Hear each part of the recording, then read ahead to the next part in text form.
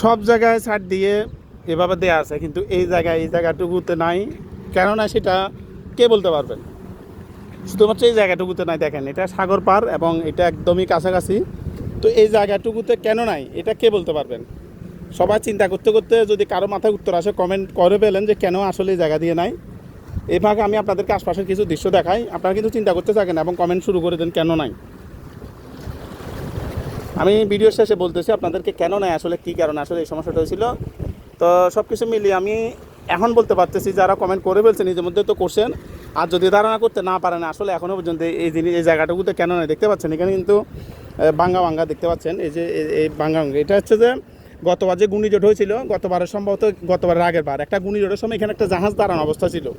সামনে একটা যে সামনে জাহাজগুলো দেখতেছেন, এখানে একটা জাহাজ দাঁড়ানো অবস্থা ছিল একদম কাছাকাছিতে।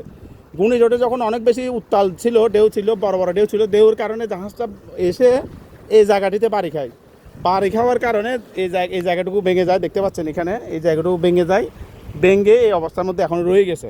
মানে মূলত হচ্ছে যে একটা জাহাজ অনেক জোরে এসে এই জায়গাটুকুতে যখন বাড়ি খায় এবং ধাক্কা লাগার সাথে সাথে এটা ভেঙে যায়। মোটামুটি হচ্ছে ধাক্কা লাগছে, তারা বাড়ি বুঝবেন না, তারা ধাক্কা বুঝবেন, ধাক্কা ধরে নেবেন বাড়িকে। তো মোটামুটি ধাক্কা খাওয়ার সাথে সাথে এই জায়গাটুকু ভেঙে যায় এবং এই অবস্থা এখনও রয়ে গেছে।